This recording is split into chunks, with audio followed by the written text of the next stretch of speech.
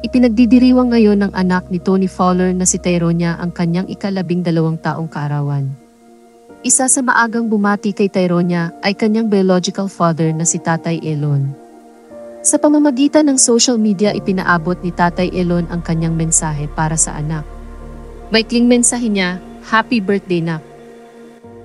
Bago pa ang kaarawan ni Tyronia, ay ipinaramdam na ni Tatay Elon ang pagmamahal sa anak sa pamamagitan rin ng social media post anya, "Mahal na mahal," kasabay ang crying emoji. Kasabay ito sa lumabas na video ng reality show ng Toro family na kung saan naglabas ng saloobin si Tyronia kay Vince Flores na nais raw niyang mapalitan ang kanyang apelyido sa Flores na apelyido na kanyang daddy Vince. Dagdag pa noon ni Tyronia ay kapag ikinasal na ang kanyang mami o ni kay Vince, ay sana maging Flores na rin siya gaya ng paparating niyang kapatid. Sa loobin pa ni Tyronia ay si Vince ang nagparamdam sa kanyang ng pagmamahal ng isang ama. Hindi na rin lingid sa kaalaman ng nakararami ang away-bati na relasyon ni Tatay Elon sa kanyang anak na si Tyronia. At hanggang sa ngayon ay hindi pa rin nila naaayos ang kanilang relasyon na umabot pa sa paglimot ni Tyronia sa kanya at pag-block sa social media.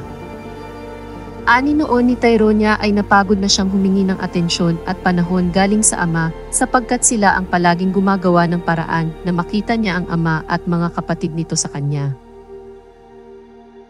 Samantala, nagbahagi naman ng komento ang ilang netizens sa pagbati na ito ni Tatay Elon para kay Tyronia.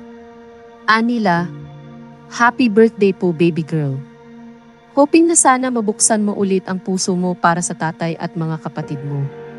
Sa panahon ngayon, mas deserve natin na maging masaya. Kaya pag nabuksan mo na ulit yung puso mo, magiging buo ka na ulit at magiging masaya ka na." Ilang netizens naman ang nagsabing sana ay gumawa ng hakbang si Tatay Elon na magkaayos sila ng kanyang anak at hindi lamang sa social media ito nagpaparamdam. Komento ng mga netizens, "Mag-effort ka tay sa anak mo kay Tyronia. Di yung panay post ka. Magpakaama ka sa anak mo. Di yung panay forma ka. Wag puro ganyan, pag-effortan mo bago pa lumalim ng husto yung sama ng loob niya sa'yo. Payag ka nun? Ikaw unang heartbreak ng anak mo. Mag-effort ka tay.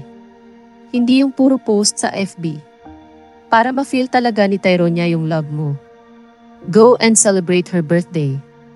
Spend your time with Tyronia. Anyway, happy birthday Tyronia.